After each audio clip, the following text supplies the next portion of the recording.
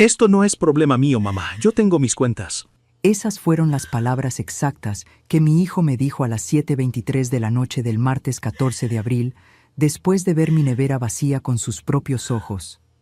Él no sabía que en exactamente 18 días estaría llorando frente a toda su firma de abogados, y yo estaría allí para verlo. Mis manos estaban temblando, pero no derramé una sola lágrima. Patricia Morales. Durante 32 años en el Tribunal de Familia transcribí familias destruyéndose, padres ausentes, pensiones impagadas, hijos contra hijos. Aprendí que las emociones no importan en una sala de audiencias, solo las pruebas.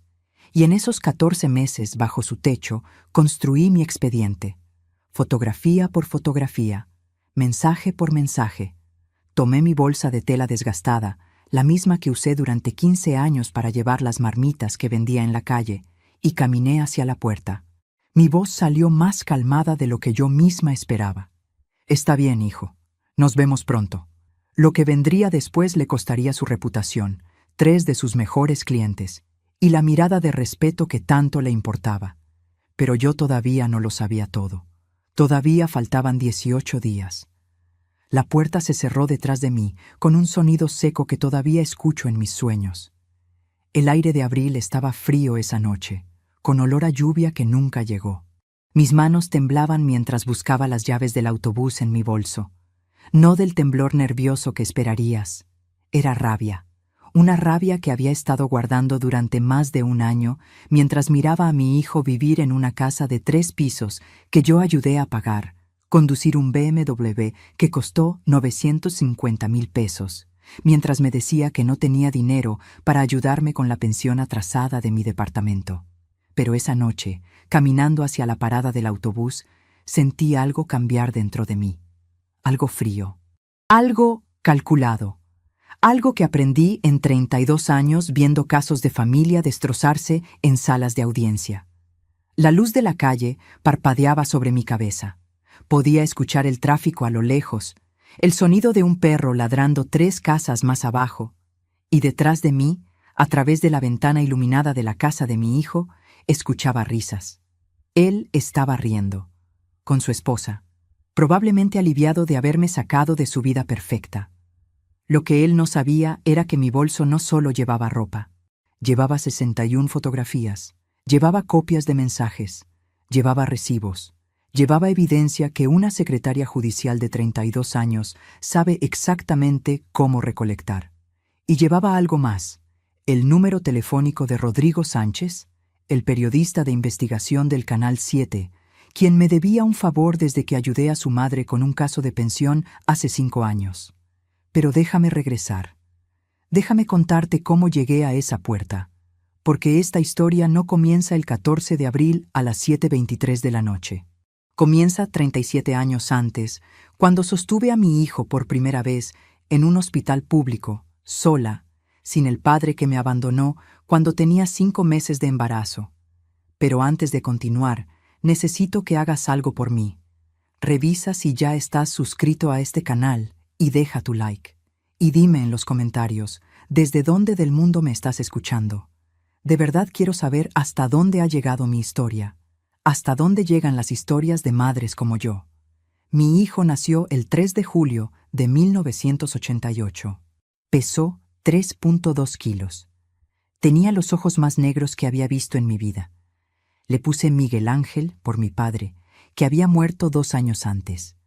Miré a ese bebé y le hice una promesa ante Dios. Nunca te faltará nada. Nunca pasarás hambre. Nunca te sentirás abandonado como yo me sentí esa noche cuando tu padre se fue. Cumplí esa promesa durante 37 años.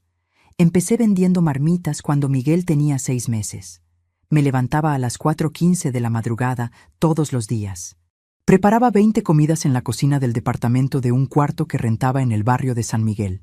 Arroz, frijoles, pollo, a veces carne cuando podía pagarla. Las vendía afuera de la fábrica textil a 15 pesos cada una. Ganaba 300 pesos al día.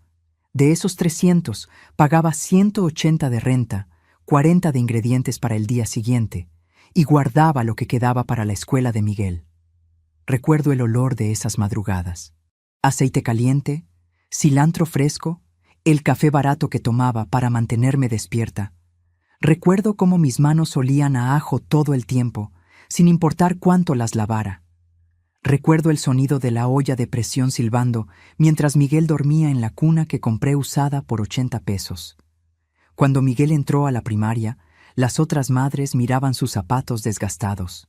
Yo trabajaba turnos dobles para comprarle zapatos nuevos cada semestre.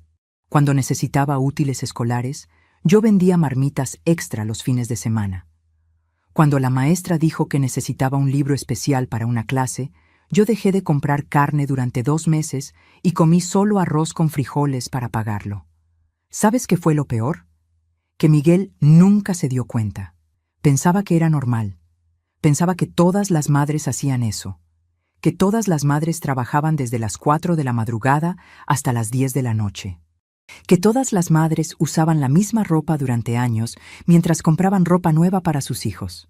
Cuando Miguel tenía 12 años, me dijo algo que cambió mi vida. Mamá, quiero ser abogado. Estábamos sentados en nuestra mesa pequeña, comiendo arroz con huevo frito. El único foco de la casa parpadeaba. Miré a mi hijo, con sus ojos brillantes llenos de sueños, y dije, entonces serás abogado. No tenía ni idea de cómo lo haría. La universidad costaba 48,000 pesos al semestre. Yo ganaba 9,000 pesos al mes vendiendo marmitas. Hice los cálculos esa noche. Necesitaría trabajar 3 empleos.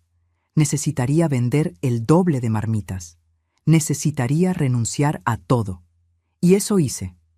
Conseguí trabajo como secretaria en el Tribunal de Familia. Horario de 8 de la mañana a 5 de la tarde. Salario de 7,500 pesos al mes. Seguí vendiendo marmitas antes del trabajo y después del trabajo. Me levantaba a las 3:45 de la madrugada. Me dormía a las 11:30 de la noche, durante 5 años. Todos los días, sin un solo día libre. Pero Miguel entró a la universidad. Universidad Autónoma, Facultad de Derecho. El primer día que lo llevé, lloré en el autobús de regreso a casa. Lágrimas de orgullo, de felicidad, de agotamiento.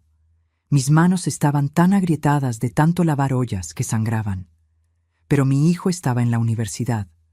Lo que yo no sabía entonces era que cada sacrificio que hacía, cada noche que trabajaba hasta quebrarme, estaba creando algo peligroso. Estaba creando un hijo que nunca entendería el valor de lo que le di, porque nunca le dejé verme sufrir. Nunca le dejé saber cuánto me costaba. Pensaba que lo estaba protegiendo. Pero en realidad, estaba criando a alguien que nunca aprendería a valorar el sacrificio ajeno. Miguel se graduó con honores en 2013.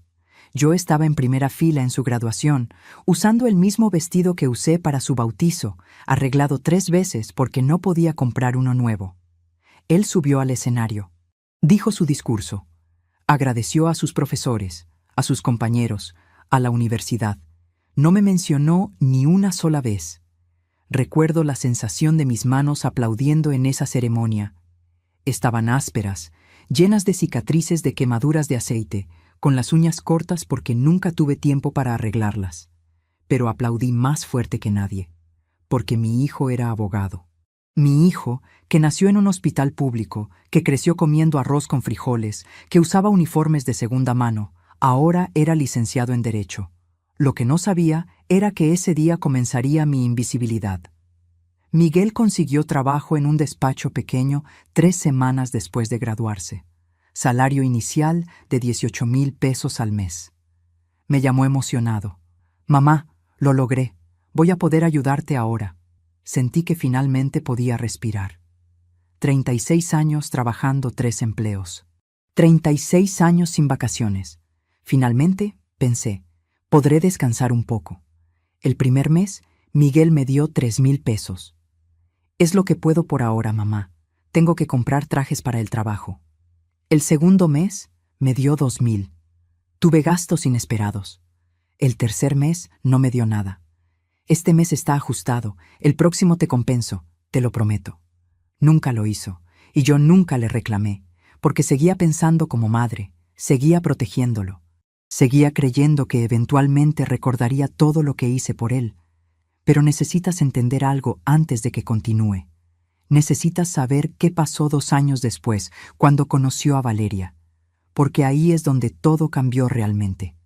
Aunque, en realidad, lo que cambió todo fue algo que pasó una semana antes de que la conociera. Algo que yo vi y decidí ignorar. Una señal que debí haber reconocido. Pero déjame contarte primero sobre Valeria, y luego regresaré a esa señal. Porque cuando entiendas ambas cosas juntas, comprenderás cómo llegué a estar parada afuera de esa casa el 14 de abril. Valeria venía de familia de dinero. Su padre era dueño de 3 concesionarios de autos. Su madre era decoradora de interiores. Cuando Miguel me la presentó en 2015, noté cómo me miró. Sus ojos recorrieron mi ropa, mi bolsa desgastada, mis zapatos de 200 pesos. Duró 3 segundos, pero fue suficiente. En esos 3 segundos, ella decidió exactamente quién yo era para ella. Nadie importante. Mucho gusto, señora Patricia, dijo con una sonrisa que no llegaba a sus ojos. Su perfume era caro, algo floral que probablemente costaba más que mi renta mensual. Usaba un reloj que reconocí de los anuncios en televisión. 45,000 pesos. Yo ganaba 12,000 pesos al mes para entonces, después de 18 años en el tribunal. Miguel se casaron en 2016. La boda costó 380,000 pesos. Los padres de Valeria pagaron la mitad. Nosotros nos encargamos de la otra mitad, mamá, me dijo Miguel. No necesitas preocuparte por nada. No me pidió ayuda. No me preguntó si podía contribuir. Simplemente asumió que yo no tenía nada que ofrecer. Y tenía razón. No tenía nada. Había gastado todo en su educación, en su futuro, en convertirlo en el hombre que ahora estaba avergonzado de que su madre vendedora de marmitas apareciera en fotos de su boda elegante. Estuve en la boda. Me senté en la 4ª fila, no en la primera. Es que los papás de Valeria tienen familia grande, mamá. Necesitan las primeras filas. Usé un vestido que compré en el mercado por 800 pesos. Las otras mujeres usaban vestidos de 15,000, 20,000 pesos. Yo parecía exactamente lo que era, una mujer pobre en un evento de ricos. Pero lo peor no fue eso. Lo peor fue el momento de los agradecimientos. Miguel tomó el micrófono. Agradeció a los padres de Valeria por su apoyo y generosidad. Agradeció a sus suegros por aceptarlo en la familia. Agradeció a sus amigos por acompañarlos. Me miró. Por un segundo pensé que diría algo. Nuestras miradas se encontraron a través del salón, lleno de gente. Abrió la boca y agradeció al bufete donde trabajaba por darle el día libre. Yo sonreí. Aplaudí. Mantuve la cabeza en alto. No allí, no frente a todos esos extraños elegantes que ya me habían juzgado con sus miradas. Solo cuando llegué a mi departamento vacío esa noche, cuando cerré la puerta y me quedé sola en la oscuridad, me permití llorar. Lloré por primera vez en años. Lloré por todas las madrugadas. Lloré por todos los turnos dobles. Lloré por cada comida que no comí para que él pudiera comer. Lloré por 37 años de sacrificio que acababan de ser borrados en un discurso de 5 minutos donde yo ni siquiera merecí una mención. Esa noche, sentada en el suelo de mi departamento, con el vestido de 800 pesos todavía puesto, tomé una decisión. Decidí que había sido suficiente, que no volvería a mendigar atención de mi hijo, que viviría mi vida y él viviría la suya. Esa decisión duró exactamente 3 años y 2 meses, porque en junio de 2019 Miguel me llamó. Su voz sonaba diferente, suave, casi cariñosa. «Mamá, ¿cómo estás?» Hablamos durante 20 minutos. Me preguntó por mi trabajo, por mi salud, por mi vida. Sentí mi corazón abrirse otra vez. Pensé, finalmente se dio cuenta. Finalmente me ve. «Mamá, necesito pedirte algo», dijo al final de la llamada. Y ahí estaba, el verdadero motivo. Valeria está embarazada, va a ser niña. Y bueno, su mamá está muy ocupada con el negocio. Y pensábamos, ¿tú podrías ayudarnos cuando nazca el bebé? Solo los primeros meses. Ya sabes, tú tienes experiencia. Debí haber dicho no. Cada célula de mi cuerpo me gritaba que dijera no. Pero era mi nieta, mi sangre, la hija de mi hijo. Y yo, Dios me perdone, todavía tenía esperanza. Esperanza de que si ayudaba, si demostraba mi valor otra vez, finalmente sería vista. Finalmente sería apreciada. Claro, hijo, dije, cuenta conmigo. La bebé nació el 15 de septiembre de 2019. Se llamaba Sofía. Pesó 3.4 kilos. Tenía los ojos de Miguel. La sostuve en el hospital y sentí ese mismo amor feroz que sentí cuando sostuve a Miguel 31 años antes. Le hice la misma promesa: nunca te faltará nada. Tu abuela estará aquí para ti. Empecé a ir a su casa 3 veces por semana, luego 4, luego 5. Valeria decía que necesitaba descansar, que la maternidad era agotadora. Yo cocinaba, limpiaba, cambiaba pañales, alimentaba a Sofía. Miguel llegaba del trabajo a las 9 de la noche, besaba a la bebé dormida y desaparecía en su oficina en casa. Nunca me pagaron, ni un peso. «Es que eres la abuela, mamá», decía Miguel. «Las abuelas hacen esto por amor, ¿no?» «Sí, por amor». El mismo amor que me hizo trabajar 3 empleos. El mismo amor que ahora me hacía limpiar la casa de 3 pisos de mi hijo, mientras él y su esposa vivían como si yo fuera invisible. Pero yo estaba tomando fotos. No sabía por qué todavía, pero cada vez que limpiaba la cocina, tomaba una foto de los recibos que ellos dejaban en el mostrador. Recibos de restaurantes de 4,500 pesos, de viajes a Cancún por 85,000 pesos, de ropa de diseñador. Mi teléfono empezó a llenarse de evidencia. Evidencia de una vida de lujo mientras yo seguía usando el mismo abrigo de hace 10 años. Todavía no sabía qué haría con esas fotos, pero las seguí tomando, porque algo en mí, la secretaria judicial que vivió en mi interior durante 32 años, sabía que algún día importarían. Había una señal que ignoré. Fue el 3 de diciembre de 2019, exactamente a las 6:34 de la tarde. Lo sé porque miré el reloj de la cocina cuando pasó. Estaba preparando la cena en la casa de Miguel. Sofía tenía 2 meses y medio. Valeria estaba en el sofá mirando su teléfono. Miguel acababa de llegar del trabajo. Escuché su voz desde la sala. «¿Tu mamá va a quedarse a cenar otra vez?» El tono. No eran las palabras, era el tono. Como si fuera una molestia. Como si yo fuera una plaga que aparecía sin invitación. Cuando la verdad era que llevaba 8 horas en su casa. Había limpiado 3 baños, lavado 4 cargas de ropa, preparado el almuerzo, cuidado a Sofía mientras Valeria se hacía las uñas y ahora estaba cocinando la cena. «Es mi mamá», dijo Miguel. Pero no lo dijo como defensa, lo dijo como disculpa. Debí haber dicho algo en ese momento, debí haberme ido. Pero me quedé callada, revolviendo la sopa en la estufa, pretendiendo que no había escuchado nada. Porque tenía miedo de que si reclamaba, si me defendía, dejarían de llamarme. Y entonces no vería a mi nieta. No tendría propósito, no sería necesaria para nadie. Así que tragué el insulto junto con mi orgullo y serví la cena con una sonrisa. Esa fue la primera grieta. Pero las grietas se hicieron más grandes, más frecuentes, como fisuras en un edificio antes del terremoto. Y yo seguí ignorándolas, seguí sonriendo, seguí limpiando sus pisos, mientras ellos construían una vida que no incluía espacio para respetarme. El 18 de enero de 2020, Miguel abrió su propio despacho. Había estado ahorrando durante 3 años. Rentó una oficina pequeña en el centro, contrató una secretaria, mandó hacer tarjetas elegantes con lettering dorado. Bufete Morales y Asociados. Yo sentí orgullo otra vez. Mi hijo, empresario.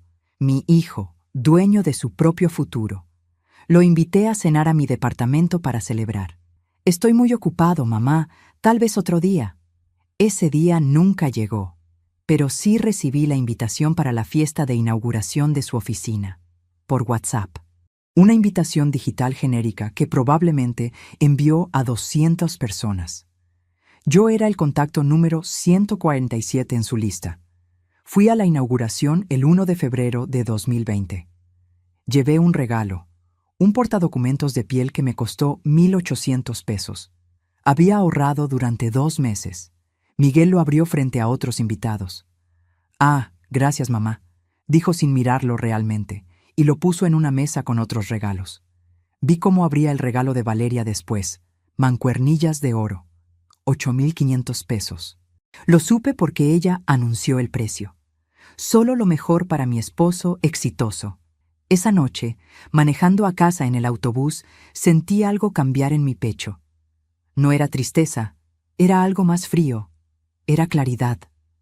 La claridad dolorosa de finalmente ver lo que había estado negando durante años. Yo no era su madre en su nueva vida. Era una obligación. Un recordatorio incómodo de dónde venía. De la pobreza que había superado gracias a mí, pero que ahora quería olvidar. Llegué a casa a las 11:47 de la noche. Me senté en mi cama. Y por primera vez en mi vida abrí una libreta y empecé a escribir. Escribí fechas. Escribí conversaciones. Escribí todo lo que había ignorado. Cada desaire. Cada momento de invisibilidad. No sabía por qué lo hacía. Solo sabía que necesitaba recordar. Necesitaba evidencia de que no estaba loca, de que realmente estaba siendo tratada como si no importara. 3 semanas después, el 24 de febrero, Miguel me llamó. Otra vez esa voz suave.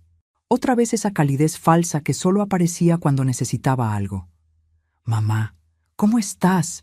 Te extrañamos mucho». Mi corazón, ese órgano estúpido que se rehusaba a aprender, saltó de esperanza. «Sofía pregunta por ti todo el tiempo». «Bueno, no pregunta porque apenas está aprendiendo a hablar, pero sé que te extraña». Sonreí sola en mi departamento. «Yo también la extraño, hijo. Mira, mamá, Valeria y yo estuvimos hablando. El despacho está creciendo muy rápido.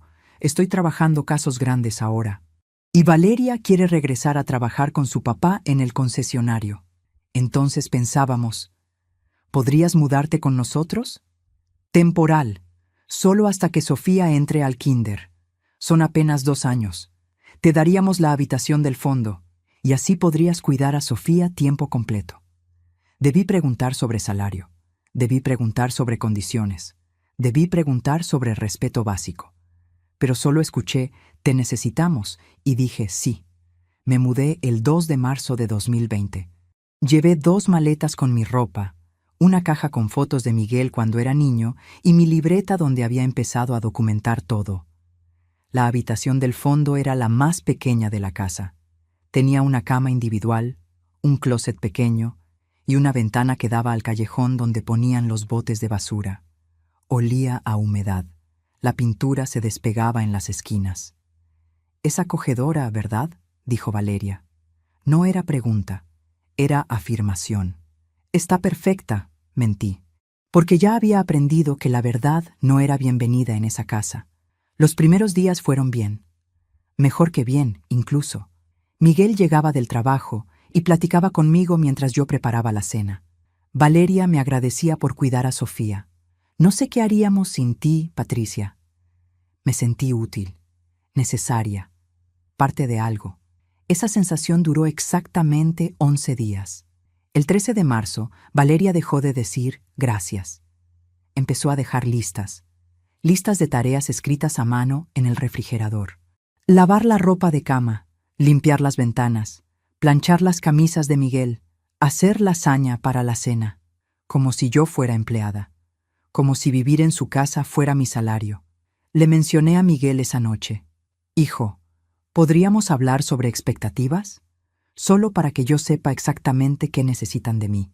«Mamá, no seas dramática. Valeria solo está siendo organizada. ¿No es más fácil tener una lista?». Así que me callé. Y las listas se hicieron más largas. Pero yo también empecé mi propia lista. En mi libreta. Cada tarea que hacía, cuántas horas trabajaba cada día. 6:15 de la mañana. Despertar. 6:30. Preparar desayuno. 7:0. Dar de comer a Sofía. 8:0. Limpiar cocina. 9:0. Lavar ropa. Y seguía. Y seguía. Hasta las 10:30 de la noche cuando finalmente me permitían irme a mi cuarto húmedo que olía a moho. Estaba trabajando 16 horas al día. 7 días a la semana. Sin paga. sin un solo día libre, sin ni siquiera un gracias desde hacía semanas. Y Miguel, mi hijo que yo crié, que yo alimenté con mi sangre y sudor, me veía hacerlo todo y no decía nada. Solo llegaba a casa, comía la comida que yo preparaba, besaba a la hija que yo había cuidado todo el día y desaparecía. Solo faltaban 13 meses y 2 días para ese martes en abril, para ese momento a las 7:23 de la noche. Pero todavía no lo sabía. Todavía tenía esperanza de que las cosas mejorarían. A veces confiamos demasiado en quienes no lo merecen. ¿Tú también has sido decepcionado por alguien que amabas? Comparte tu historia en los comentarios. Quiero leerte y saber que no estoy sola en esto.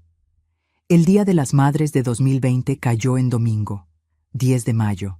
Me desperté a las 6:15 de la mañana como siempre. Pensé, tal vez hoy sería diferente. Tal vez hoy Miguel recordaría quién soy, quién fui para él durante 37 años. Preparé el desayuno, panqueques, los favoritos de Miguel desde que era niño. El olor a canela llenaba la cocina. Puse la mesa con cuidado. Hasta corté fresas en forma de flores.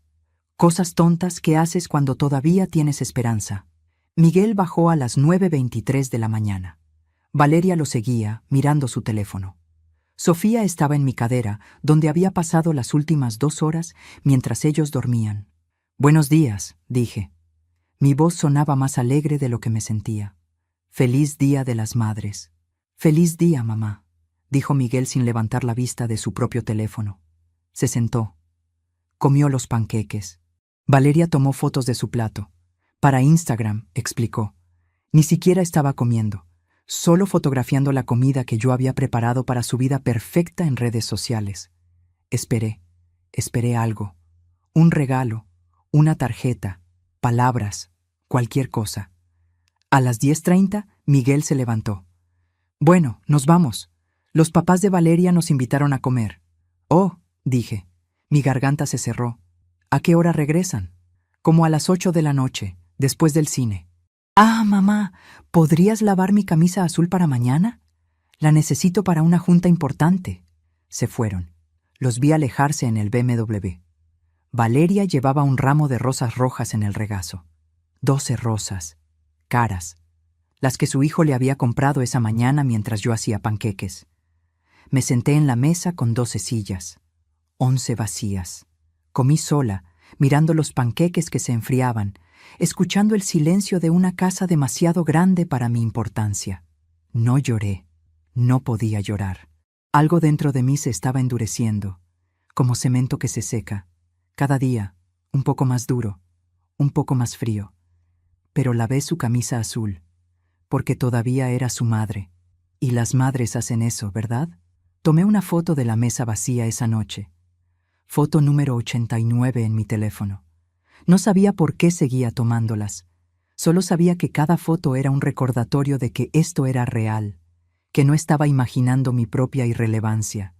Las cosas mejoraron en junio, o eso pareció. El 15 de junio, Miguel me llamó a la sala. Valeria estaba sentada en el sofá con una sonrisa que casi parecía genuina. «Mamá, siéntate. Queremos hablar contigo». Mi corazón latió más rápido. Finalmente. Finalmente reconocerían todo lo que hacía. Finalmente hablaríamos de respeto, de límites, de tratarme como ser humano. «Hemos estado pensando», dijo Miguel, «y queremos que sepas cuánto apreciamos todo lo que haces por nosotros». Sentí lágrimas picando en mis ojos. «Eres increíble con Sofía. La casa nunca ha estado más limpia. Y tu comida... Mamá, tu comida es como cuando era niño». «Gracias, hijo», susurré. «Entonces decidimos darte esto». Valeria me extendió un sobre. Lo abrí con manos temblorosas. Dentro había una tarjeta, para la mejor abuela del mundo, y un certificado de regalo, para un spa. Por 500 pesos, 500 pesos, por 5 meses de trabajo, de limpiar su casa de 3 pisos, de cuidar a su hija 16 horas al día, de cocinar, lavar, planchar, de renunciar a mi propia vida, mi propio espacio, mi propia dignidad. 500 pesos. «¿Te gusta?», preguntó Valeria. Pensé que necesitabas un día de relajación. Te ves muy cansada últimamente.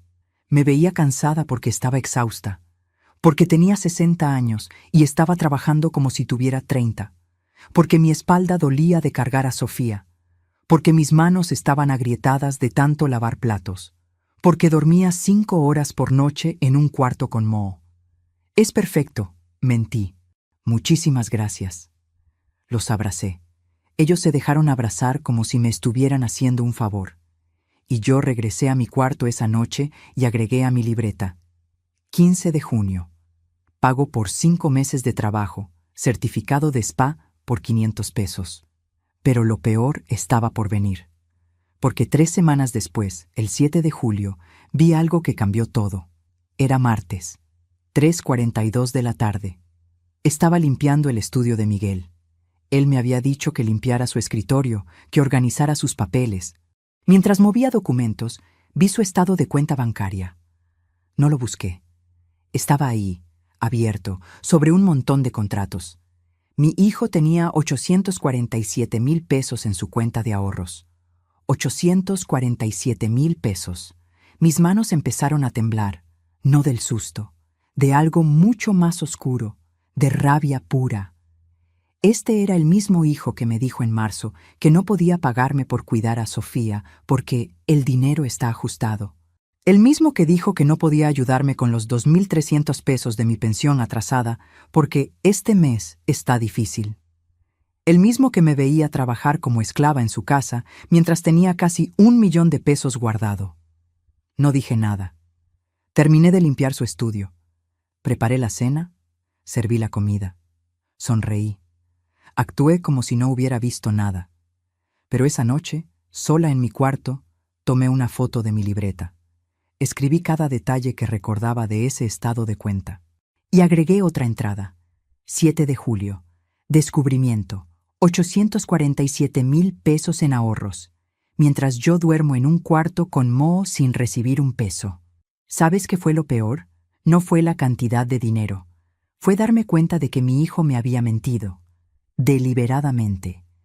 Me había mirado a los ojos y me había mentido sobre no tener dinero, porque era más fácil que reconocer que simplemente no quería darme nada.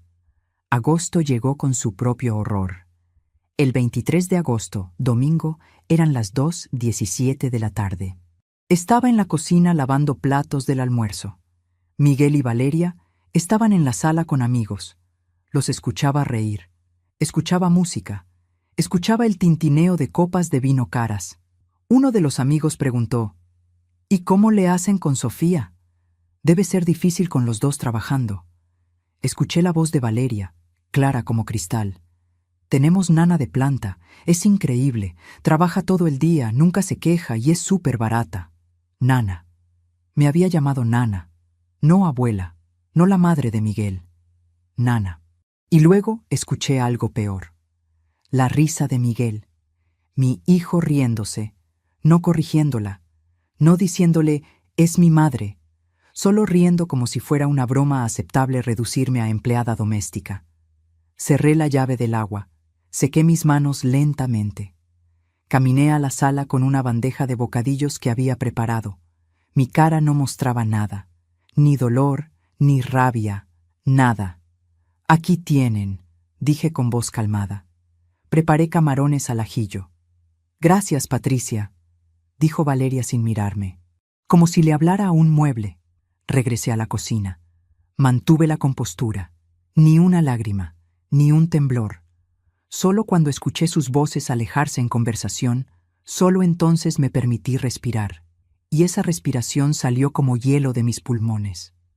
Algo se quebró en mí ese día. O más bien, algo se solidificó. La Patricia que había sido madre sacrificada, que había tragado insultos con sonrisas, que había aceptado migajas con gratitud, esa Patricia empezó a morir. Y en su lugar comenzó a despertar la otra Patricia, la secretaria judicial, la mujer que pasó 32 años documentando abusos, la mujer que sabía exactamente qué evidencia importaba. Esa noche actualicé mi libreta. Ya no solo escribía fechas y conversaciones, ahora escribía estrategias. Escribía preguntas. ¿Qué leyes protegen a adultos mayores en situación de explotación laboral? ¿Cómo se documenta abuso emocional? ¿Qué constituye evidencia admisible? Todavía faltaban 8 meses para ese martes de abril, pero ya estaba preparándome, ya estaba construyendo mi caso, y Miguel no tenía ni idea. Septiembre trajo una revelación que me dejó sin aire. Era 19 de septiembre de 2020, 11:34 de la mañana. Estaba cambiando las sábanas de la cama de Miguel y Valeria. Encontré un papel doblado entre el colchón y la base de la cama. Lo abrí sin pensar. Era una lista, escrita a mano, con la letra de Valeria. El título decía, Plan para mamá de M. Leí cada palabra con mi corazón golpeando contra mis costillas. Paso 1. Convencerla de mudarse. Marzo. Paso 2. No ofrecerle salario, solo amor familiar. Paso 3. Ir aumentando tareas gradualmente. Paso 4. Mantenerla ocupada para que no tenga tiempo de hacer su vida. Paso 5. Si reclama, recordarle que está viviendo gratis. Había más. Había proyecciones financieras. Costo de nana profesional, 12,000 pesos mes. Costo de mamá de M, 0 pesos. Ahorro anual, 144,000 pesos. Habían planeado todo, desde el principio. La llamada cariñosa, la invitación, la habitación del fondo. Todo había sido calculado. Yo no era familia para ellos. Era mano de obra gratis disfrazada de amor de abuela. El papel temblaba en mis manos, no de miedo. De furia tan pura que casi podía saborearla. Tenía sabor a metal, a sangre, a 37 años de sacrificios siendo reducidos a una estrategia de ahorro económico. Saqué mi teléfono. Tomé fotos del papel desde 4 ángulos diferentes. Me aseguré de que la letra de Valeria fuera perfectamente legible. Me aseguré de que la fecha que ella había escrito en la esquina superior se viera clara. Febrero 2020. Guardé el papel exactamente donde lo encontré. Terminé de cambiar las sábanas. Mis manos se movían con precisión mecánica. Doblé las esquinas del modo exacto que a Valeria le gustaba. Alicé cada arruga. Luego bajé. Preparé la comida. Serví la mesa. Y cuando Miguel llegó a las 2:45 de la tarde, le sonreí. «¿Cómo estuvo tu día, hijo?» «Bien, mamá. Cansado». Se sentó. Comió el mole que le tomó 4 horas preparar. Está delicioso como siempre. Yo lo miraba masticar. Miraba a mi hijo, el hombre que yo crié, comer tranquilamente mientras sabía que su esposa me había reducido a un costo operacional en una hoja de papel. Y él había aceptado el plan. Había participado. Había usado mi amor contra mí. Esa noche llamé a una persona que no había llamado en 2 años. Marta Jiménez, mi antigua compañera del Tribunal de Familia. Ahora trabajaba en la Comisión de Derechos Humanos del Estado. «Patricia, qué sorpresa, ¿cómo estás?» «Marta, necesito que me digas algo. Hipotéticamente, si una persona mayor de 60 años está viviendo con familia, trabajando tiempo completo sin paga, ¿eso constituye explotación laboral?» Hubo silencio. «Patricia, ¿estás bien?» Solo responde la pregunta. Legalmente, si hay evidencia de trabajo forzado, especialmente con adultos mayores, podría caer bajo la Ley de Protección de Personas Adultas Mayores. Si hay documentación de las horas trabajadas, testimonios, evidencia de que la persona fue engañada o coaccionada. ¿Sí? ¿Es explotación? ¿Por qué preguntas? Solo curiosidad profesional, mentí. Gracias, Marta. Colgué. Abrí mi libreta y escribí. 19 de septiembre. Evidencia de premeditación obtenida. Confirmación legal obtenida. Faltan 7 meses y 26 días. Porque ahora tenía una fecha. El 14 de abril de 2021. Justo un año después de mudarme con ellos. Ese día haría algo. Todavía no sabía exactamente qué, pero sería ese día, y sería perfecto. Octubre fue el mes donde Miguel mostró su verdadero rostro. Era 31 de octubre, Halloween. Valeria había organizado una fiesta para Sofía. 30 niños, 30 padres, decoraciones que costaron 15,000 pesos según el recibo que vi. Yo pasé 3 días preparando la casa, cocinando, limpiando, decorando. El día de la fiesta, Me levanté a las 4:47 de la mañana, horneé 60 cupcakes, preparé ponche, organicé juegos. A las 2:00 de la tarde, cuando empezaron a llegar los invitados, yo estaba exhausta. Mi espalda gritaba de dolor. Tenía 60 años, no 30. A las 3:15, una de las madres me preguntó, ¿y usted quién es? ¿La organizadora de eventos? Antes de que pudiera responder, escuché la voz de Miguel detrás de mí. Ella nos ayuda con la casa. No dijo, mi madre, dijo, nos ayuda con la casa. Mientras te cuento todo esto, me pregunto desde dónde podrías estar escuchándome. Escribe el nombre de tu ciudad en los comentarios. Me encantaría saber hasta dónde están llegando mis palabras, hasta dónde llegan las historias de madres invisibles como yo. Me quedé ahí parada con una bandeja de cupcakes en las manos. 30 pares de ojos me miraban, esperando que dijera algo, esperando que me presentara. Sonreí. Mucho gusto, dije, y seguí sirviendo cupcakes como si mi hijo no acabara de borrar mi existencia frente a extraños. Pero esa noche, cuando todos se fueron, cuando Miguel y Valeria subieron a acostar a Sofía, yo me quedé limpiando, recogiendo platos de papel, barriendo confeti, limpiando ponche derramado en el piso de madera. Eran las 11:56 de la noche cuando terminé. Mis pies estaban hinchados. Mis manos olían a cloro, y algo dentro de mí finalmente se rompió del todo. Subí a mi cuarto, cerré la puerta, y por primera vez en meses me permití sentir. Sentí cada insulto, cada humillación, cada momento de invisibilidad. Los sentí todos a la vez, como una ola ahogándome, pero no lloré. Los ojos me ardían, pero no lloré, porque las lágrimas eran para la Patricia vieja, la Patricia que creía que el amor de madre era suficiente, la Patricia que pensaba que si seguía dando, eventualmente recibiría.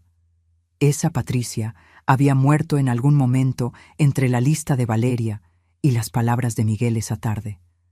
La nueva Patricia sacó su libreta y escribió con letra perfectamente calmada: 31 de octubre. Miguel me presentó como ayuda doméstica frente a 30 testigos, agregado al expediente. Faltan 5 meses y 14 días, porque ahora mi dolor tenía fecha de vencimiento. Y esa fecha se acercaba. Noviembre trajo algo que no esperaba. Un aliado. Su nombre era Carolina. Tenía 28 años. Era la secretaria nueva del bufete de Miguel. Llegó a la casa el 7 de noviembre a las 7:34 de la noche para entregarle documentos urgentes a Miguel. Yo abrí la puerta. Adelante. Él está en su estudio. Gracias, señora. Se detuvo. Perdón, ¿usted es la mamá del licenciado Morales? Nadie me había llamado la mamá del licenciado Morales en meses. Todos me llamaban Patricia, o ella, o nada. Sí, dije. Mi voz se quebró un poco. Soy su madre. Carolina me miró. Realmente me miró. Sus ojos recorrieron mi ropa desgastada, mis manos agrietadas, la forma en que me apoyaba contra la puerta porque mis pies dolían después de estar de pie 14 horas. ¿Está usted bien?, preguntó en voz baja. Estoy perfectamente bien. Mentí. Pero algo en mi cara debió decir la verdad, porque Carolina frunció el ceño. No dijo nada más. Entregó los documentos. Se fue. Lo que yo no sabía era que Carolina había visto algo. Había visto la lista de tareas en el refrigerador. Había visto cómo Miguel me hablaba. Había escuchado a Valeria decir: Patricia, necesito que laves el auto mañana temprano. Y Carolina, que había crecido viendo a su propia abuela ser explotada por familia, reconoció las señales. 2 días después, el 9 de noviembre, Carolina regresó, esta vez sin documentos. Tocó la puerta a las 10:23 de la mañana, cuando sabía que Miguel estaría en el bufete. «Señora Patricia, ¿podemos hablar?». La dejé entrar. Nos sentamos en la cocina, y Carolina me dijo algo que cambiaría todo. «Trabajo para su hijo, entonces tal vez no debería decir esto, pero mi abuela vivió lo mismo que usted está viviendo. Y cuando finalmente hizo algo, ya era demasiado tarde. Su salud estaba destruida. Entonces voy a decirle algo. Usted tiene derechos, Y si necesita ayuda para ejercerlos, yo sé exactamente quién puede ayudarla. Me dio una tarjeta. Rodrigo Sánchez, periodista de investigación, Canal 7. El mismo Rodrigo cuya madre yo había ayudado años atrás. Él hace reportajes sobre abuso familiar, sobre explotación de adultos mayores, y si usted tiene evidencia, él la escuchará. Miré la tarjeta. Miré a esta joven que no me conocía, pero que se arriesgaba a perder su trabajo por advertirme. Gracias, susurré. De nada. Y señora Patricia, no espere demasiado. La dignidad no se recupera, solo se protege mientras todavía la tiene. Solo faltaban 5 meses para ese martes de abril, y ahora tenía todo lo que necesitaba: evidencia, contacto y finalmente el valor para usarlos. Llamé a Rodrigo Sánchez el 12 de noviembre a las 9:47 de la noche, desde el único lugar donde tenía privacidad, el baño de mi cuarto. Rodrigo, soy Patricia Morales. Trabajé en el Tribunal de Familia. Ayudé a tu madre con su caso de pensión hace años. Señora Patricia, claro que la recuerdo. Mi mamá habla de usted todo el tiempo. ¿Cómo puedo ayudarla? Respiré hondo. Tengo una historia, y tengo evidencia, sobre explotación de adultos mayores, trabajo forzado, abuso emocional, todo documentado durante más de 1 año. Hubo una pausa. Es su historia, ¿verdad? Sí. ¿Quién es el perpetrador? Esta era la parte que me costaba decir en voz alta, porque decirlo lo hacía real. Decirlo significaba admitir que mi hijo, el niño que cargué en mis brazos, se había convertido en mi abusador. Mi hijo y su esposa. Otra pausa, más larga. Señora Patricia, ¿está usted en peligro inmediato? No físicamente, pero emocionalmente, sí. Y necesito que esto termine, pero no de cualquier manera. Necesito que sea público. Necesito que haya consecuencias reales. ¿Qué tipo de evidencia tiene? ¿Fotografías? ¿Mensajes de texto? ¿Una libreta con documentación diaria de 14 meses? Listas escritas a mano por mi nuera donde planea cómo explotarme. Testigos potenciales. Y puedo probar que mi hijo tiene 847,000 pesos ahorrados, mientras me dice que no puede pagarme ni un peso por cuidar a su hija 16 horas al día. Escuché a Rodrigo silbar bajo. Eso es un caso fuerte, señora Patricia. Muy fuerte. ¿Cuándo quiere que nos reunamos? Todavía no. Necesito más tiempo. Necesito asegurarme de que cuando esto explote, sea imposible de negar. Imposible de minimizar. ¿Cuánto tiempo necesita? Hice el cálculo en mi cabeza.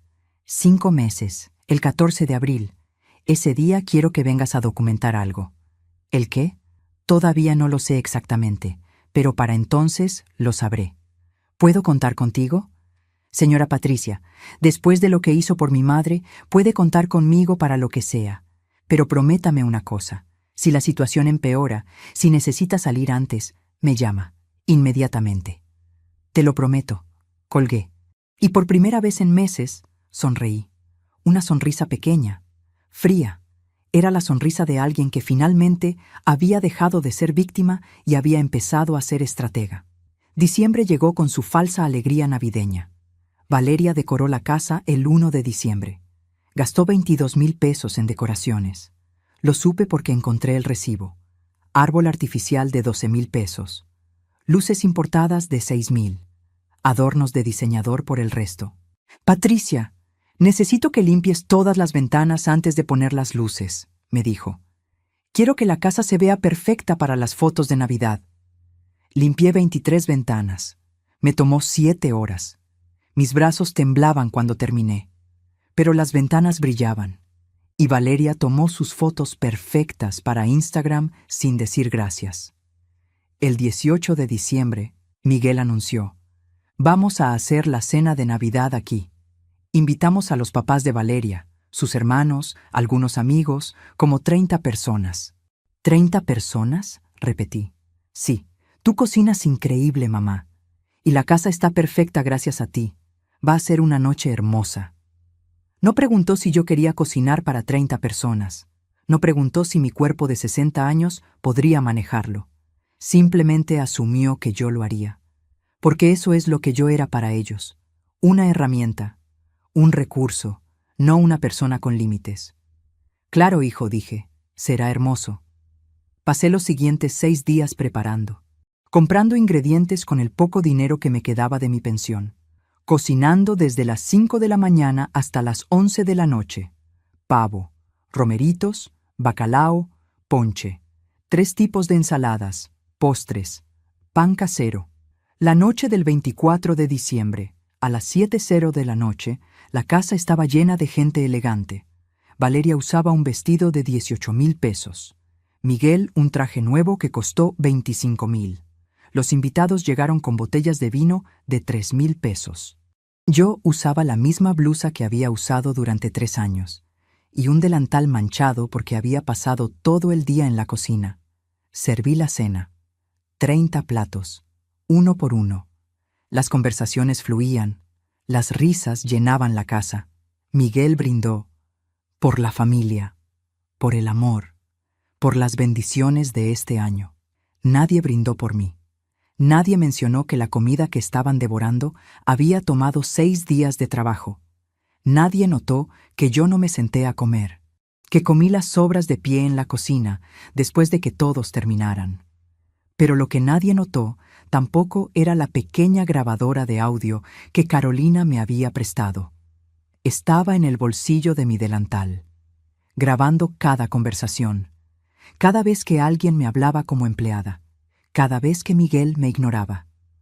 A las 11:47 de la noche, cuando todos se fueron, me senté en mi cuarto. Escuché la grabación completa. 3 horas y 12 minutos de evidencia de cómo me trataban frente a otros. La mejor parte fue cuando el padre de Valeria preguntó, ¿y la señora que cocinó? ¿No va a salir para que le agradezcamos? Y la voz de Valeria, clara como campana. Ella es solo la ayuda. Ya le pagamos. Mentira. Nunca me habían pagado un peso.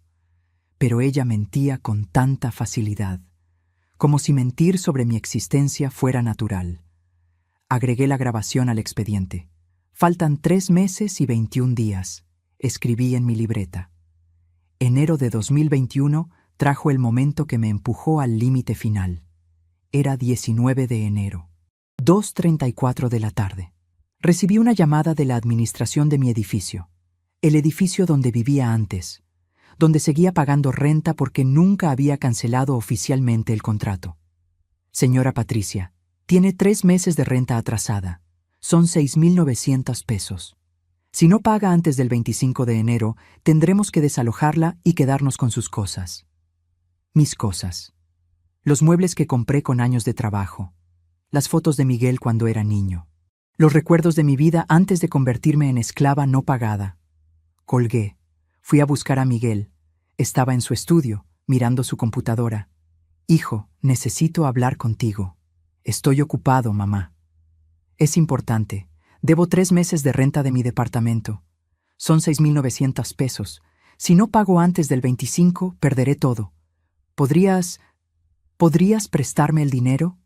Te lo pagaré cuando pueda. Miguel no levantó la vista de la pantalla.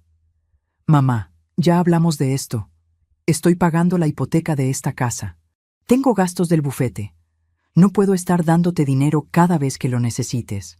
No es cada vez. Es la primera vez que te pido algo en 10 meses. Y yo te estoy dando techo y comida. ¿No es suficiente? Trabajo 16 horas al día en tu casa, Miguel. Cuido a tu hija, cocino, limpio. No he tenido un día libre en 10 meses. Un salario mínimo sería 9,000 pesos al mes. En 10 meses serían 90,000 pesos.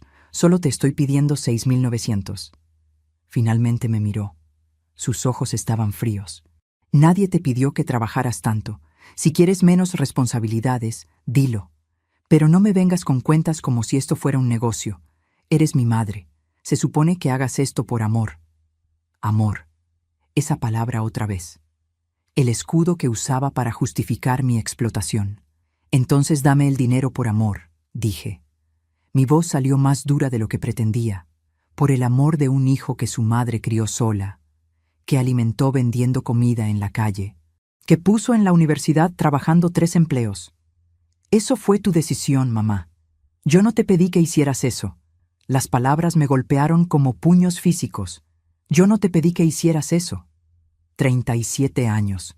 37 años de sacrificio, de madrugadas, de dolor, de renunciar a todo. Y para él había sido mi decisión, mi problema, no su responsabilidad. Me quedé ahí parada, mirando a mi hijo, buscando algo. Un destello de humanidad, de conciencia, de culpa, algo. No había nada. «Está bien», dije. Mi voz sonaba rara hasta para mí, demasiado calmada, demasiado fría. Tienes razón, fue mi decisión. Salí de su estudio, cerré la puerta suavemente. Caminé a mi cuarto, cerré esa puerta también, y llamé a Rodrigo. «Rodrigo, soy Patricia. Cambio de planes. No puedo esperar hasta abril. Necesito actuar ahora». «¿Qué pasó?». Le conté todo, palabra por palabra, la conversación completa. «Ese hijo de puta», Rodrigo silbó. «Perdón, señora Patricia, pero ese...». «No te disculpes. Tienes razón. Entonces, ¿puedes ayudarme?». «Absolutamente. ¿Qué necesitas?». «Necesito que vengas mañana, con cámara. Necesito que documentes esta casa, las condiciones de mi cuarto, la lista de tareas, todo. Y luego necesito que me ayudes a salir de aquí con dignidad, no escapando como criminal, saliendo como la mujer que merezco ser. Estaré ahí a las 10 de la mañana. Ellos estarán fuera, ¿verdad? Miguel estará en el bufete, Valeria en el gimnasio, Sofía en la guardería. Estaremos solos». «Perfecto. Y, señora Patricia, lo que viene después va a ser difícil. ¿Está lista?». Miré mi libreta. 10 meses de documentación. Cientos de fotos, grabaciones de audio, la lista de Valeria, todo cuidadosamente recopilado y organizado. «Llevo lista desde hace meses», dije. Solo estaba esperando el momento correcto. Resulta que el momento correcto es cuando finalmente te das cuenta de que no hay amor que salvar, no hay relación que proteger, solo hay dignidad que recuperar. Esa noche organicé toda mi evidencia. La puse en orden cronológico. Hice copias de todo. Las guardé en 3 lugares diferentes y escribí la última entrada en mi libreta. 19 de enero de 2021. Miguel me dijo: «Yo no te pedí que hicieras eso», refiriéndose a 37 años de sacrificio. «Hoy tomé la decisión final. Mañana sale todo a la luz. Ya no hay vuelta atrás». Pero había un problema. Uno que no había anticipado. Porque mientras yo planeaba mi escape digno para el 20 de enero, no sabía que Miguel estaba planeando algo peor. Algo que me forzaría a cambiar todo. Otra vez. Algo que pasaría exactamente a las 7:23 de la noche del 14 de abril. Todavía faltaban casi 3 meses. Pero el universo tenía otros planes. Y a veces, el momento perfecto no es el que eliges. Es el que te elige a ti. Rodrigo vino el 20 de enero como prometió, a las 10:14 de la mañana, con cámara, con micrófono, con todo su equipo profesional. Documentó cada centímetro de mi cuarto, las paredes con moho, la ventana que daba al callejón de basura, la cama individual donde dormía una mujer de 60 años después de trabajar 16 horas diarias. Filmó la lista en el refrigerador, las 47 tareas escritas con la letra perfecta de Valeria. «Esto es suficiente para un reportaje completo», dijo Rodrigo. «Puedo tenerlo listo para transmitir el lunes». Pero entonces pasó algo que cambió todo. Mi teléfono sonó. Era el hospital. Miguel había tenido un accidente de auto. Nada grave, una fractura en el brazo derecho. Pero necesitaba cirugía. Y necesitaba que alguien cuidara de él durante la recuperación. Rodrigo me miró. «No me digas que vas a cancelar esto. No puedo publicar el reportaje mientras está en el hospital.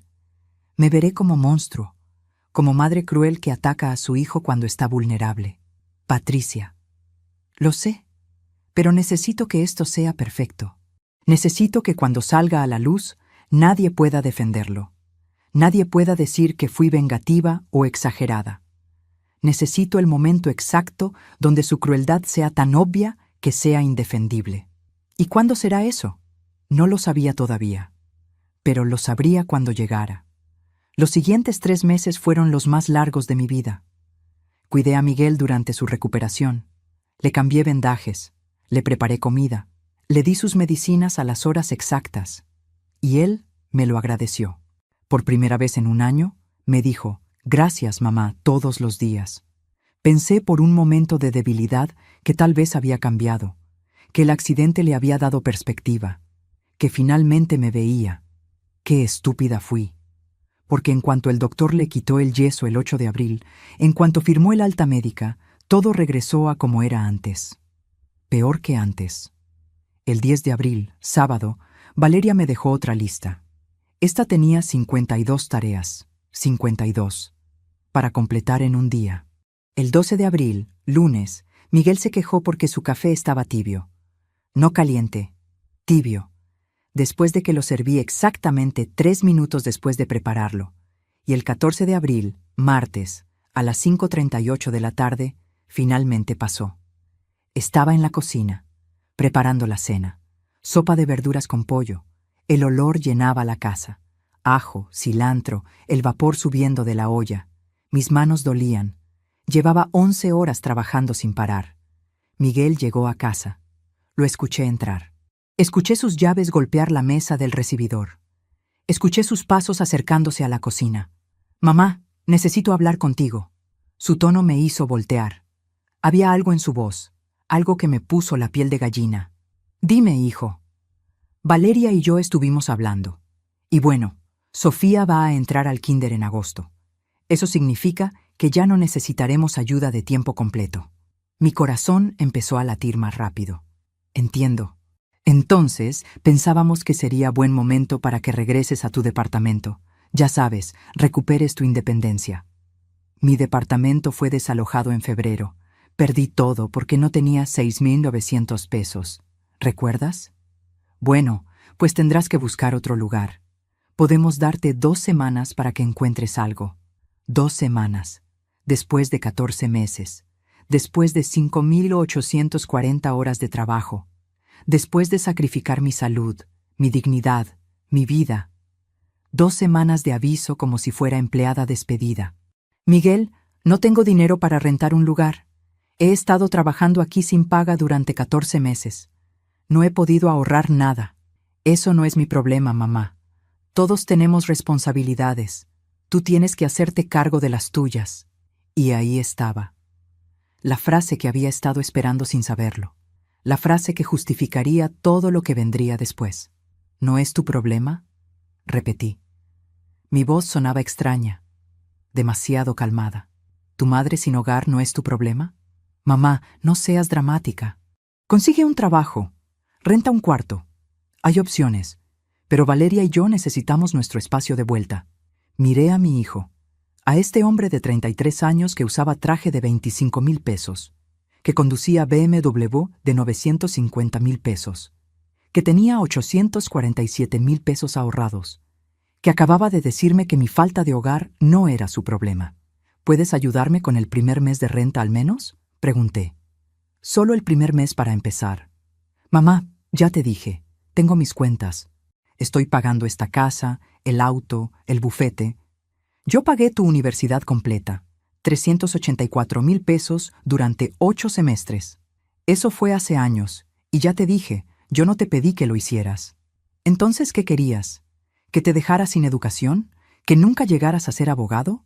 Lo que quiero es que entiendas que ya eres adulta, que yo no soy responsable de ti, que tengo mi propia vida, mi propia familia. Yo soy tu familia. Y Valeria y Sofía también, y ellas vienen primero. Ahí estaba. Finalmente dicho en voz alta. Yo venía después de la esposa que me llamaba ayuda, después de la nieta que yo había cuidado cada día durante 2 años.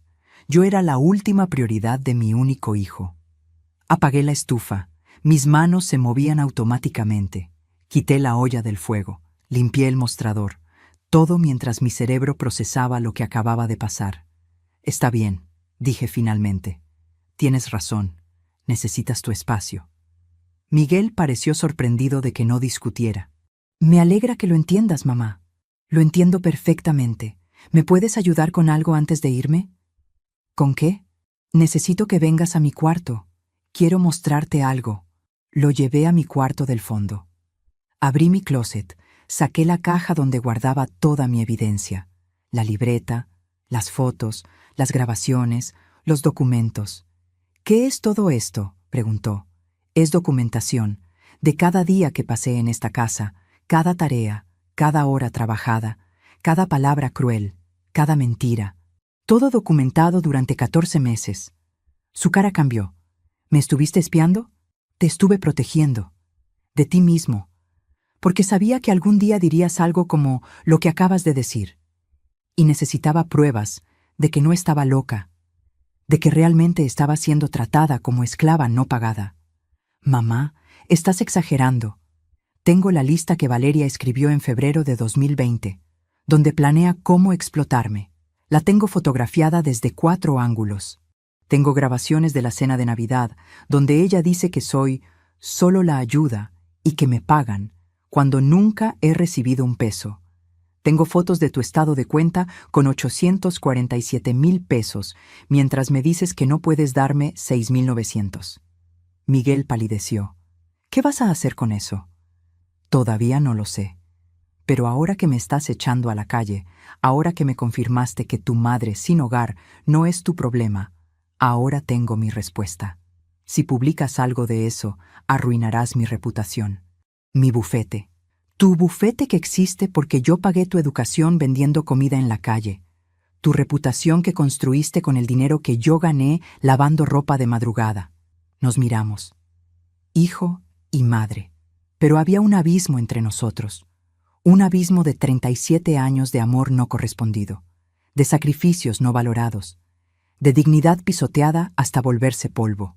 Mamá, por favor, seamos razonables. Fui razonable durante 37 años. Tal vez es hora de ser otra cosa. Salí de mi cuarto. Tomé mi bolsa, la misma bolsa de tela desgastada que había usado para vender marmitas, y caminé hacia la puerta principal. Miguel me siguió. ¿A dónde vas? A recuperar mi dignidad, algo que debía hacer hace meses. Mamá, espera, podemos hablar de esto. No tiene que ser en 2 semanas. Podemos darte más tiempo. No quiero tu tiempo, no quiero tu caridad, no quiero nada de ti. Entonces, ¿qué quieres? Me detuve en la puerta. Lo miré por última vez como su madre, porque lo que vendría después cambiaría nuestra relación para siempre. Quiero que entiendas el costo de lo que me hiciste, y lo entenderás, muy pronto. Eran las 7:23 de la noche del martes 14 de abril. Y yo estaba saliendo por esa puerta exactamente como lo había visto en mi mente durante meses. Pero lo que Miguel no sabía era que yo no iba sola. En mi bolsa llevaba copias de toda la evidencia, y en mi teléfono llevaba el número de Rodrigo marcado, listo para llamar. Lo que vendría después sorprendería a todos. Empezando por mi hijo. Caminé 3 cuadras antes de permitirme respirar. El aire de abril estaba frío. Olía a gasolina y a comida de los puestos callejeros. Mis piernas temblaban. No de miedo, de adrenalina pura. De 37 años de rabia finalmente encontrando dirección. Me senté en una parada de autobús. Saqué mi teléfono. Marqué el número de Rodrigo. Patricia, estoy lista. Lo necesito para mañana. ¿Mañana? ¿Estás segura? Completamente. Quiero que vengas al bufete Morales y Asociados, Avenida Reforma 847, piso 12, a las 11:00 de la mañana. Es miércoles. Miguel siempre tiene reuniones con clientes los miércoles a esa hora. ¿Vas a confrontarlo en su oficina? ¿Frente a sus clientes? Voy a hacer exactamente lo que él me hizo durante 14 meses.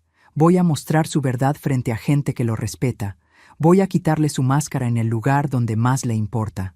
Hubo silencio. Luego, ¿necesitas dónde quedarte esta noche? No había pensado en eso. No tenía departamento. No tenía dinero para hotel. No tenía nada. Mi esposa y yo tenemos un cuarto extra, continuó Rodrigo. No es mucho, pero es tuyo. Y mañana vamos a asegurarnos de que tu historia sea escuchada. Esa noche dormí en una casa de extraños que me trataron con más dignidad que mi propio hijo. La esposa de Rodrigo, Carmen, me preparó té de manzanilla. Me prestó pijama limpia.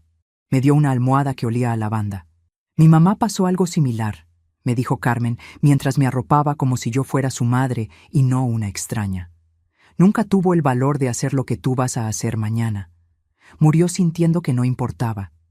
Entonces, por favor, haz esto. Por ti. Por ella. Por todas nosotras que hemos sido invisibles. Lloré esa noche. Finalmente lloré.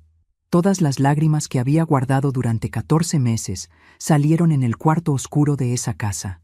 Lloré hasta quedarme sin lágrimas. Y cuando amaneció el 15 de abril, me levanté siendo alguien diferente. Me puse mi mejor ropa, que no era gran cosa. Una blusa blanca que tenía 5 años, una falda gris que compré en el mercado, zapatos de 300 pesos. Pero me peiné con cuidado, me vi en el espejo, y por primera vez en 14 meses reconocí a la mujer mirándome. Era Patricia Morales, 61 años, secretaria judicial jubilada, madre que dio todo, y mujer que finalmente había decidido que su dignidad valía más que el amor de quien no sabía darle amor de vuelta. Rodrigo y yo llegamos al edificio del bufete a las 10:47 de la mañana.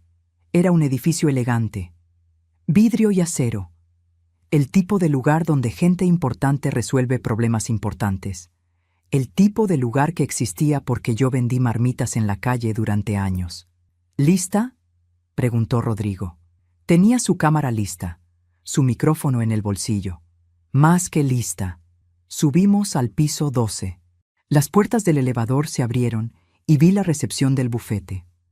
Bufete Morales & Asociados, en letras doradas. Carolina estaba en el escritorio de recepción. Sus ojos se abrieron cuando me vio. Señora Patricia, necesito ver a Miguel. Sé que tiene clientes, por eso estoy aquí. Carolina miró a Rodrigo, la cámara, de vuelta a mí, y entendió. Una sonrisa pequeña apareció en su cara. Está en la sala de juntas, con los señores Domínguez, un caso de herencia muy importante. ¿Quiere que la anuncie? No. Quiero sorprenderlo. Carolina se levantó, caminó hacia la sala de juntas, abrió la puerta. Disculpen la interrupción. El licenciado Morales tiene una visita urgente. Entré antes de que Miguel pudiera responder. Rodrigo me seguía, cámara ya grabando. La sala era enorme, mesa de caoba, sillas de piel, vista panorámica de la ciudad, 3 clientes sentados, hombre mayor, su esposa y su hijo, probablemente pagando 50,000 pesos por esta consulta. Miguel se levantó de golpe. Su cara pasó por 5 emociones en 2 segundos. Sorpresa, confusión, reconocimiento, miedo. «Mamá, ¿qué estás haciendo aquí?» «Buenos días», dije a los clientes. Mi voz salió clara, firme. «Disculpen la interrupción. Soy Patricia Morales, la madre del licenciado Morales». «Mucho gusto», dijo el señor Domínguez, confundido pero educado. «Mamá, esto es inapropiado. Estoy en una junta». «Lo sé. Por eso estoy aquí. Porque necesito preguntarte algo frente a testigos. Frente a gente que respetas. Gente cuya opinión te importa». Saqué mi bolsa. La puse en la mesa de caoba. El sonido retumbó en el silencio. Saqué mi libreta, las fotos, los documentos. Uno por uno, los coloqué en la mesa. «Esto», dije, «es documentación de 14 meses. 14 meses que pasé viviendo en la casa de mi hijo, cuidando a su hija, limpiando su casa, cocinando cada comida, trabajando 16 horas al día, 7 días a la semana, sin un solo día libre, sin un solo peso de paga». Miguel estaba pálido. «Mamá, esto no es el momento. Cállate». Las palabras salieron como látigo. «Durante 14 meses te escuché. Escuché tus excusas, tus justificaciones, tus mentiras. Ahora me vas a escuchar tú». Me volteé hacia los clientes. ¿Saben ustedes cómo el licenciado Morales llegó a ser abogado? ¿Les contó su historia de éxito? Ellos negaron con la cabeza, incómodos pero fascinados. Déjenme contarles. Miguel nació en 1988. Su padre nos abandonó cuando yo tenía 5 meses de embarazo. Crié a Miguel sola, vendiendo marmitas en la calle. Saqué una foto vieja. Yo a los 30 años, parada frente a la fábrica con mi olla de comida. Esta soy yo, ganando 300 pesos al día para alimentar a mi hijo. Puse la foto en la mesa. Los ojos de la señora Domínguez se llenaron de lágrimas. Cuando Miguel quiso estudiar Derecho, la universidad costaba 48,000 pesos por semestre. Yo ganaba 9,000 al mes. Entonces conseguí 2 trabajos más, 3 empleos. Me levantaba a las 3:45 de la madrugada. Me dormía a las 11:30 de la noche. Durante 8 años. Pagué cada peso de su educación. Saqué los recibos. 8 años de recibos de colegiatura. Los esparcí en la mesa como naipes. 384,000 pesos en total. Todo pagado lavando ropa, vendiendo comida, limpiando oficinas de madrugada. Mamá, ya basta. La voz de Miguel temblaba. ¿Ya basta? ¿Ahora ya basta? Mi voz subió. ¿Dónde estaba tu ya basta cuando me tenías trabajando como esclava? ¿Dónde estaba cuando tu esposa me llamaba la ayuda frente a invitados? ¿Dónde estaba ayer cuando me echaste diciéndome que mi falta de hogar no es tu problema? El silencio en la sala era absoluto. El aire acondicionado zumbaba. Podía escuchar el tráfico 12 pisos abajo. Podía escuchar mi propio corazón latiendo como tambor de guerra. Saqué la lista de Valeria. La desdoblé. La puse frente a Miguel. Esto lo escribió tu esposa en febrero de 2020. Léelo en voz alta. No voy a... Léelo. Miguel tomó el papel con manos temblorosas. Leyó en voz baja. Plan para mamá de M. Paso 1. Convencerla de mudarse. Más fuerte. Que todos escuchen. Leyó más fuerte. Cada palabra. Cada paso calculado para explotarme. Cuando terminó, el hijo de los Domínguez tenía la boca abierta. La esposa lloraba abiertamente. Mi hijo, dije, me hizo trabajar 6,720 horas en 14 meses. A salario mínimo, esos son 121,000 pesos. No me pagó un peso, pero tiene 847,000 pesos ahorrados. Saqué la foto del estado de cuenta. La puse en la mesa. Ayer, cuando le pedí ayuda porque no tengo dónde vivir, me dijo esto. Saqué mi teléfono. Reproduje la grabación que había hecho secretamente. La voz de Miguel llenó la sala. Eso no es mi problema, mamá. Yo tengo mis cuentas. La señora Domínguez soltó un sollozo. Su esposo la abrazó. El hijo me miraba con algo que parecía horror y admiración mezclados. Me volteé hacia Miguel. Nos miramos, madre e hijo. El abismo entre nosotros ya no se podía cruzar. 32 años, dije suavemente. Te di 32 años de mi vida. Te di mi juventud, mi salud, mis sueños, mi dinero, mi tiempo, mi amor, todo. Y cuando finalmente necesité algo de vuelta, me dijiste que no era tu problema. Yo no quise decir. Sí quisiste. Y está bien, porque me enseñaste algo importante.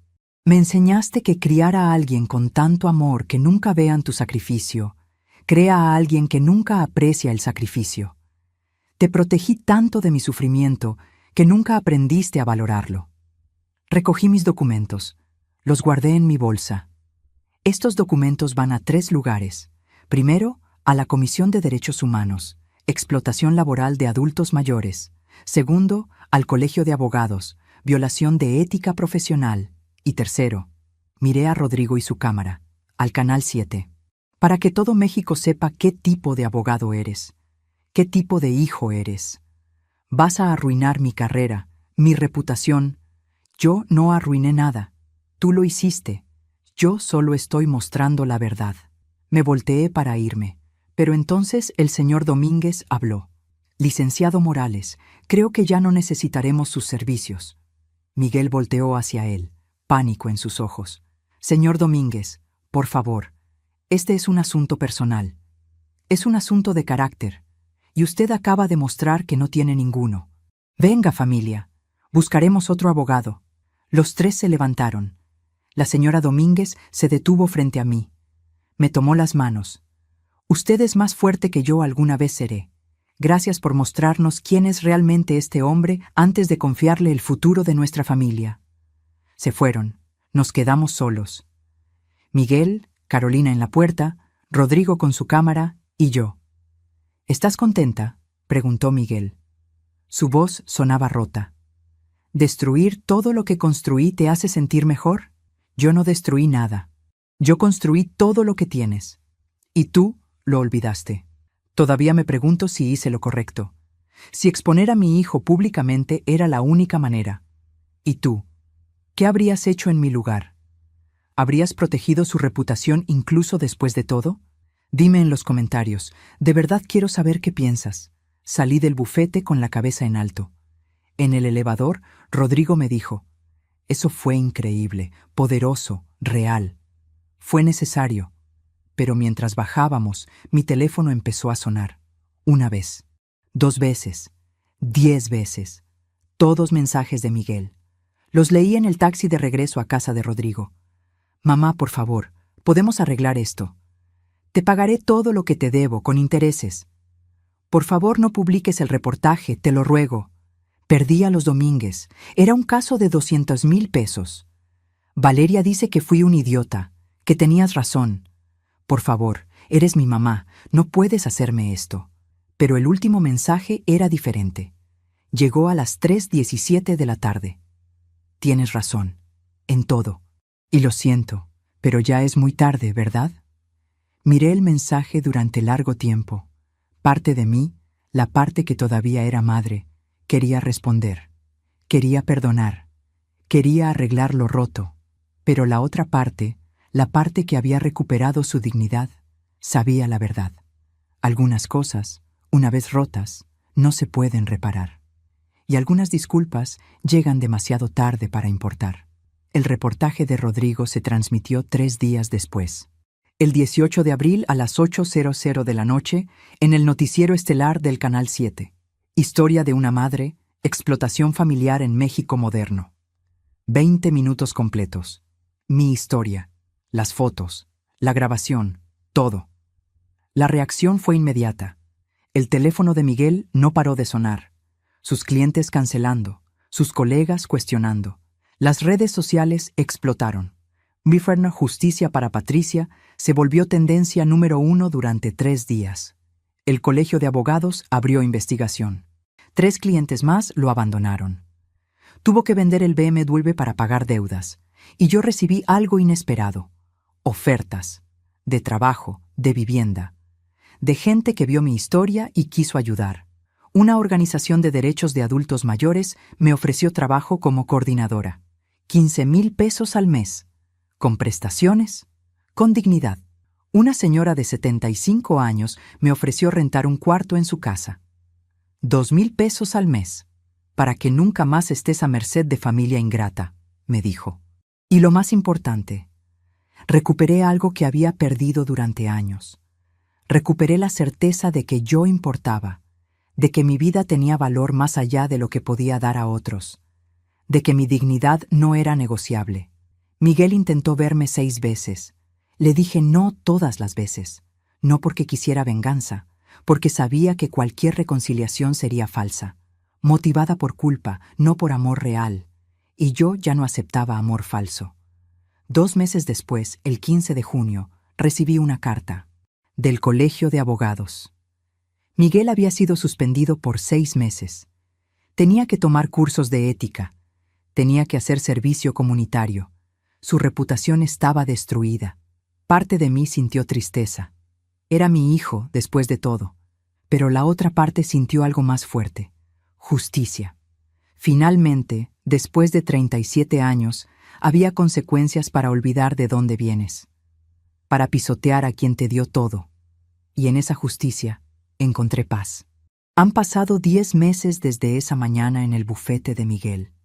10 meses desde que decidí que mi dignidad valía más que la comodidad de mi hijo. Y te preguntarás, ¿valió la pena? Déjame contarte dónde estoy ahora. Vivo en una casa pequeña con la señora Domínguez. Sí, la misma señora que vio mi confrontación con Miguel ese día. Después del reportaje, me buscó. Tengo un cuarto extra, me dijo. Y necesito una amiga más que una inquilina. ¿Te interesa? Ahora vivimos juntas. 2 mujeres mayores que encontraron familia en la amistad, no en la sangre. Tomamos café todas las mañanas. Cocinamos juntas.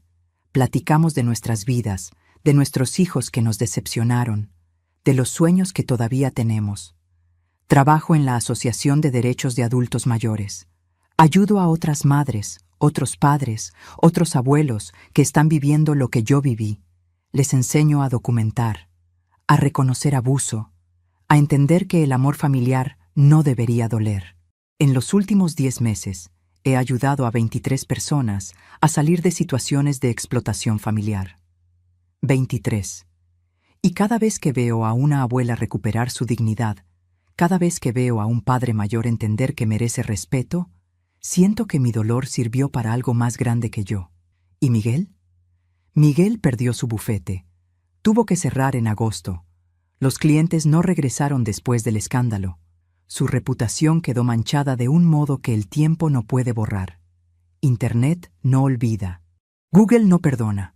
Ahora trabaja para otro bufete. Como asociado, no como socio. Gana la mitad de lo que ganaba. Tuvo que vender la casa de 3 pisos. Ahora viven en un departamento de 2 recámaras. ¿Siento pena por él? A veces. Es mi hijo. Ese amor no se apaga completamente sin importar cuánto duela. Pero ya no es amor que me destruye. Es amor con límites, con dignidad, con la claridad de que amar a alguien no significa dejarlos destruirte. Miguel ha intentado contactarme 12 veces en estos 10 meses. Llamadas, mensajes, cartas. La última carta llegó hace 3 semanas. Estaba escrita a mano. 5 páginas de disculpas, de arrepentimiento, de ahora entiendo, de por favor, perdóname. La leí completa. Y luego hice algo que la Patricia de hace un año nunca habría hecho. La guardé en un cajón sin responder, porque algunas disculpas no requieren respuesta. Algunas disculpas son para que quien las escribe se sienta mejor, no para que quien las recibe sane. Y yo ya estoy sanando. Pero hay algo que necesito decirte. Algo que no le he dicho a nadie. Ni siquiera a Rodrigo, ni a la señora Domínguez. Hace 2 meses, en octubre, me diagnosticaron artritis severa en las manos. El doctor dijo que es por años de trabajo manual excesivo, de lavar ropa a mano, de cargar ollas pesadas, de limpiar sin descanso. Mi cuerpo pagó el precio de 37 años de sacrificio. Hay días donde no puedo abrir un frasco, donde abrochar botones me toma 10 minutos, donde escribir me causa dolor que me hace llorar. ¿Y sabes qué? Eso me hizo darme cuenta de algo. Si hubiera seguido con Miguel, si hubiera aceptado su trato, si hubiera muerto siendo invisible en su casa, este dolor no habría significado nada.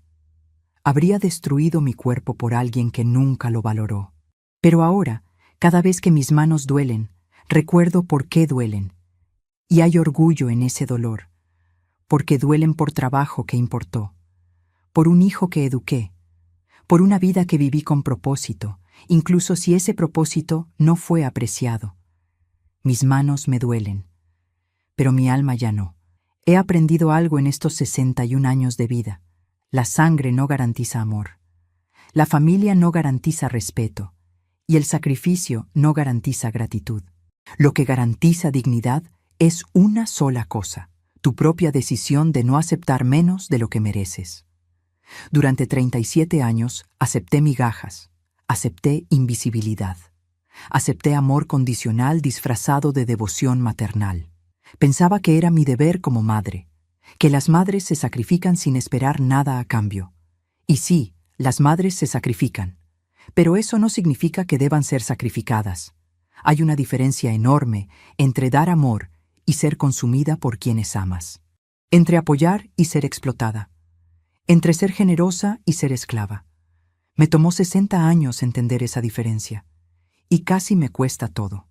Si estás escuchando esto y te ves reflejada en mi historia, si tienes una hija que te trata como sirvienta, un hijo que te usa, una familia que te consume sin darte nada a cambio, escúchame. No es egoísmo protegerte, no es crueldad poner límites, no es desamor decir no más. Tu vida tiene valor más allá de lo que puedes dar a otros. Tu tiempo importa, tu salud importa, tu dignidad importa. Y nadie, ni siquiera tus hijos, tiene derecho a robarte esas cosas. El amor verdadero es recíproco, es respeto mutuo, Es valorar el sacrificio, no solo recibirlo como si fuera obligación. Y si tus hijos no entienden eso, entonces tal vez necesitan aprender la lección que Miguel aprendió, que las personas que amas no estarán ahí para siempre, que la paciencia tiene límites, que el amor de madre, por más incondicional que sea, puede romperse bajo el peso de suficiente crueldad. Han pasado 10 meses y Miguel sigue sin entender completamente. Cree que me enojé por dinero, por trabajo no pagado, por condiciones de vida. No entiende que me rompió mucho antes de echarme de su casa. Me rompió en su graduación cuando no me mencionó. Me rompió en su boda cuando me sentó en cuarta fila. Me rompió cada vez que me presentó como ayuda en lugar de como su madre. El dinero fue solo la prueba visible de algo invisible, mi irrelevancia en su vida, y cuando finalmente lo confronté, cuando finalmente me defendí, él lo vio como ataque, como venganza, como crueldad maternal. No pudo verlo por lo que era, una mujer finalmente valorizándose a sí misma.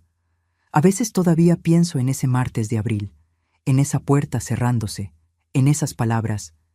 Esto no es problema mío, mamá. Yo tengo mis cuentas. Pienso en mi respuesta silenciosa mientras caminaba hacia el autobús. Tienes razón, hijo. No es tu problema, pero pronto será tu lección. 3 meses después de mi confrontación, Valeria me llamó. Primera vez en todos esos meses. Su voz sonaba diferente, pequeña, asustada.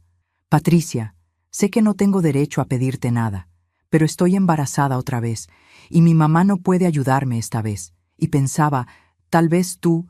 No, dije, una sola palabra, firme, final. Pero es tu nieta, es tu hija, y esta vez tendrás que criarla sin explotar a nadie.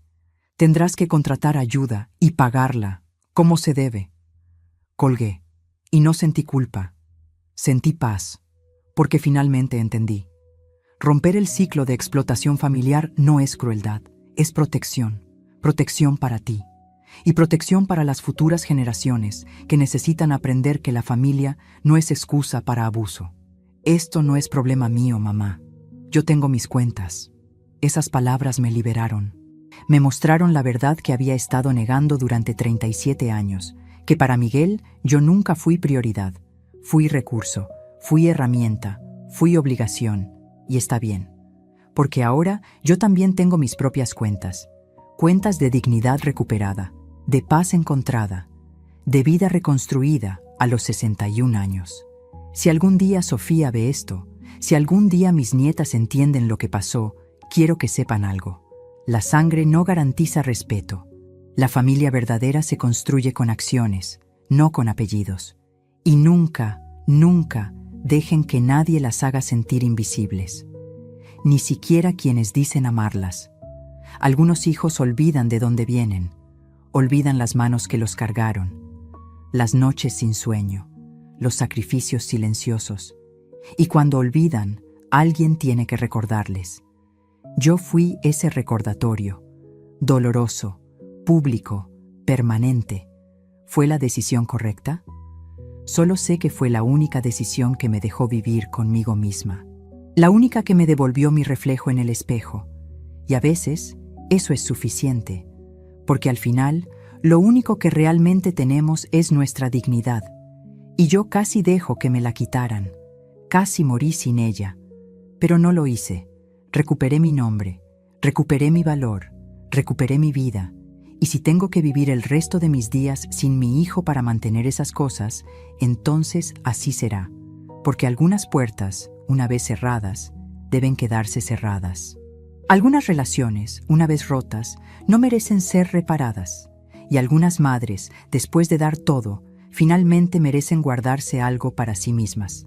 Esta es mi historia, dolorosa, real y finalmente completamente mía.